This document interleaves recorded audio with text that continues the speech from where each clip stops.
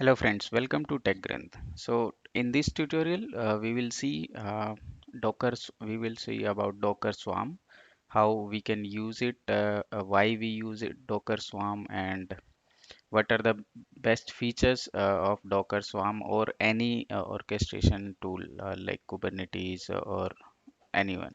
So till now, in our last videos, we were just using single Docker host where we were running multiple containers. So as you can see in the diagram, I have just mentioned this C as a container, which I also written here. So this was a Docker engine which we have installed on a Docker host and which was managing number of containers. So any number of containers depending on the resources of our Docker host machine, we can run those number of containers.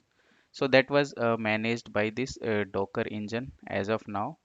But when we have multiple Docker host, we have taken here only three, but we can have maybe 100 or 1000 of Docker host running together with the number of containers on them with multiple services as well. So to manage those 100 or 1000 of Docker host and their maybe in multiple of containers, then we need a orchestration or container management tool. And Docker Swarm play a role here for cluster manager, where we can add these Docker host together within a cluster, which will be a Swarm cluster, you can say.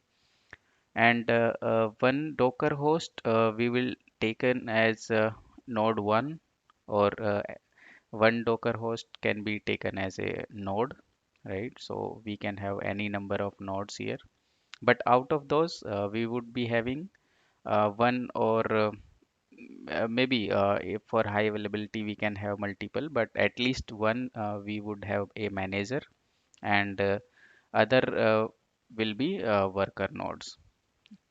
So manager will be handling all the scheduling and worker management part, and all the Swarm services will be running on these workers. Okay, so Docker Swarm is a container orchestration or management tool which manages a cluster of Docker engine or Docker hosts, and using the Docker CLI, we need not to create any another software or packages. We can even manage Swarm with the Docker CLI only, Docker command line tool. And we can also deploy application services to Swarm and manage Swarm behavior as current version of Docker include Swarm mode. So whatever which version we have installed in our Docker host for Docker, that already includes Swarm mode. So we can just manage a Swarm cluster with that Docker command line only. We will see that in our terminals when we will run Swarm cluster and manage a different node and container on them. So for any orchestration tool, you might be seen in market with maybe Docker Swarm or Kubernetes or GKE, ECS, AKS, anyone. Those are having at least these various features which help us to manage those containers on multiple nodes within a cluster. So first of all, first is cluster management integrated with Docker engine. So that is different from others because Docker Swarm is this Swarm is a cluster management tool which is already integrated with Docker engine. As I told here, that is integrated with our Docker CLI or Docker engine, which we installed on our nodes. We need not to install any additional orchestration software to create or manage this Swarm, right? Second is decentralized design. So within the single Docker engine, we can deploy both kind of nodes, as I showed earlier, master or manager or worker nodes. We can deploy with within the single Docker engine as well, using a single disk image, which handles differentiation between nodes or their roles at deployment time. So Docker engine handles any specialization at its runtime only. Then we have declarative service model. Docker engine uses a declarative approach, which allows us to desire provide our desired state of various services in our application stack. Just like we can describe an application comprised of web front end service with message queuing service and database backend, and that will be the part of manager how it will handle and make those services available all the time. Then we have a desired state reconciliation. The Swarm Manager node constantly monitor the cluster state and reconcile any differences between the actual state and what we have provided it the our desired state or expressed desired state. For example, if we want to set up a service to run 10 replica of a container, and a worker machine hosting two of those replica got crashes. The manager, it's the responsibility of manager to create two new replica to replace the crashed replica on other nodes. So the Swarm manager assigns the new replica to other workers, which would be running fine and available at that time to handle those workloads. Then we have scaling. For each service, we can declare number of tasks we want to run. And when we scale up or down, the Swarm manager automatically got that by adding or removing tasks to maintain our desired state. So everything which can be known as declarative or desired, those are all depend on what we want to have on our cluster. I mean, what is the final state? Either we need a service with one back end, one front end, and database services. Means one application may have desired three services within it, or any service can have multiple replica of their task on the cluster. Then, when we will be running multiple replicas, then we would maybe required load balancing for those, as we can expose the port of our services to external load balancer, and where internally Swarm will specify how to distribute those service containers between nodes. So that will also handle by Swarm, the load balancing for our services. Then we have multi-host networking. Uh, As we have seen in our network video, we can also specify an overlay network for our services. The Swarm manager automatically will assign address to those containers on overlay network when it initializes or update the application. Then we have service discovery, where when we will be using multi-host networking, then service discovery will also be required, where Swarm Manager node assign each service in the Swarm a unique DNS name and load balance those running containers behind them. And we can also even query our every container running in the Swarm through DNS server embedded in the Swarm. So it also provides us the DNS services uh, for our application or services. Then we have rolling updates. The Swarm Manager also provide us the feature of rolling updates, where we can apply service updates to our nodes incrementally. And if anything goes wrong, we can even roll back to previous version of our service. So we can also upgrade our services with this feature. Then the last we have secure by default. Each node in Swarm enforce TLS mutual authentication and encryption to secure communication between itself and other nodes as well. So we have the option to use self-signed root certificates or certificate from custom root certificate authority. We will talk about those certificates also in some our other lab or other video. For a high level overview, we have two type of certificates. One is self-signed, which we create, okay, and other is certificates provided by authorized CA, which is known as certificate authority. So usually those type of certificates are used for TLS, which is transparent layer in security. Sorry, transport layer security, which is used for mutual authentication between the nodes.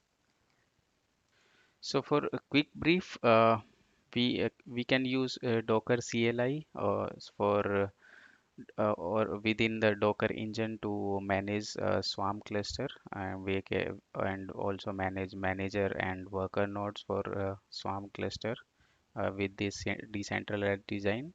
Then we have declarative service model where we can define our application with the multiple services to be running at the same time, and desired state reconciliation where we also define our desired state for any service components or containers or number of replicas for it to be running. Then we have scaling. We can scale up or scale down our replicas for our services so that the number of tasks for that service can be also scale up or scale down. Then we have load balancing. When we run the multiple services, we need load balancing between those services. Then multi-host networking. We can specify our overlay network whenever we initialize or update the application, it will assign address to the containers automatically from that overlay network. Then we have service discovery. It also provide DNS name and load balancer functionality for our services. Then rolling update, we can update our services anytime, and if anything goes wrong, we can even roll back it to the old version and see. By default, it is secure for TLS mutual authentication for manager and as well as other nodes. So those are the main features for Docker Swarm.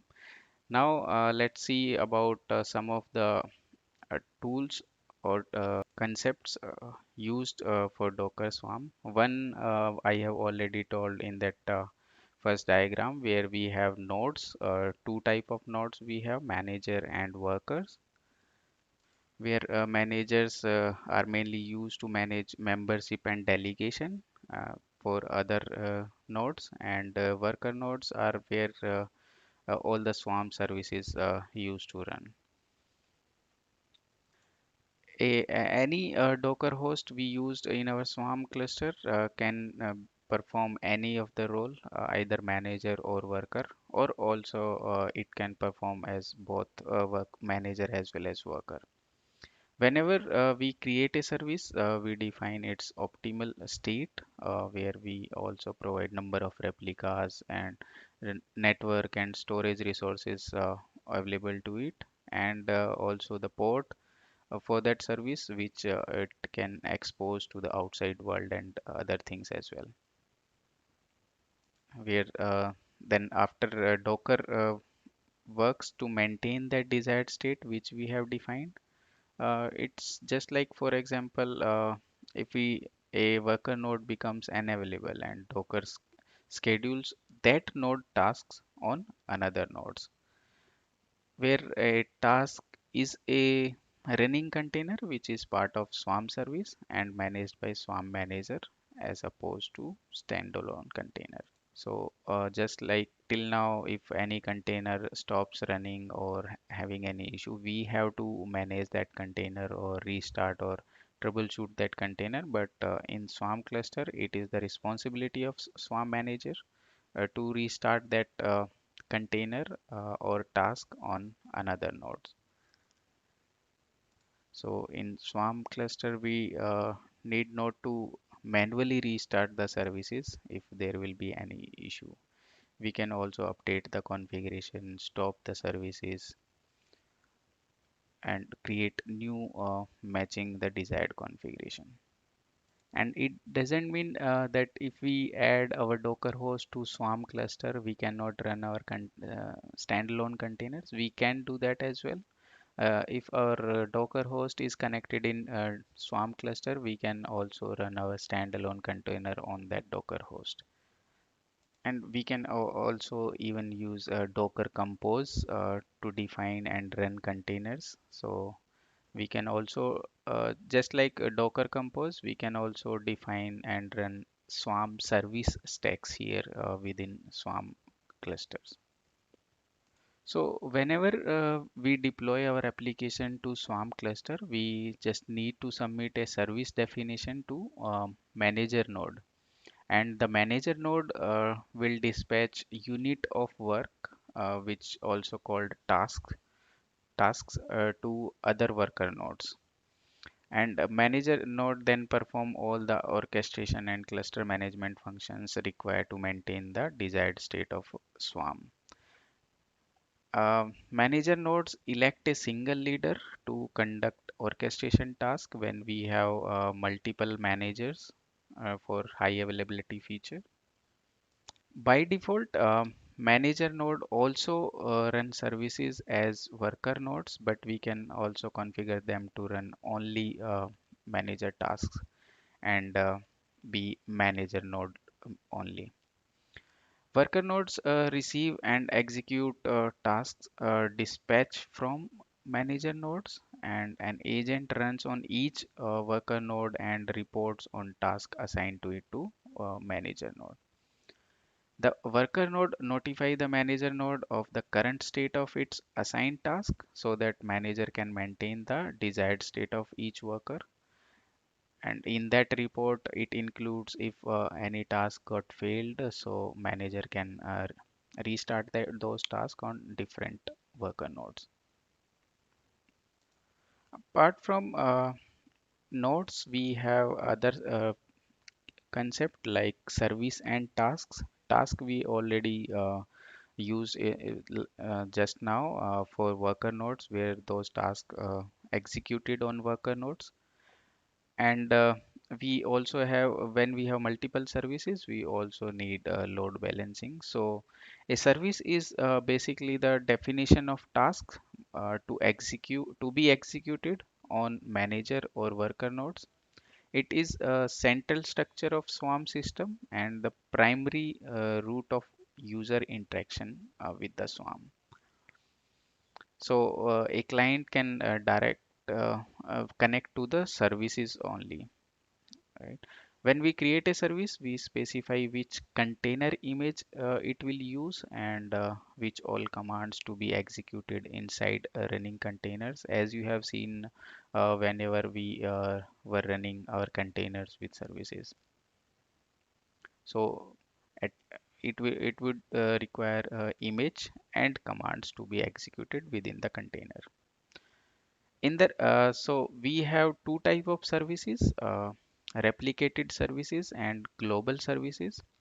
In replicated services, Swarm Manager distribute special number of replica task among the nodes based upon the scale we set in desired state. So like we have set the desired state of two services to be running. So it will create two number of replica for that services which will be assigned to multiple worker nodes.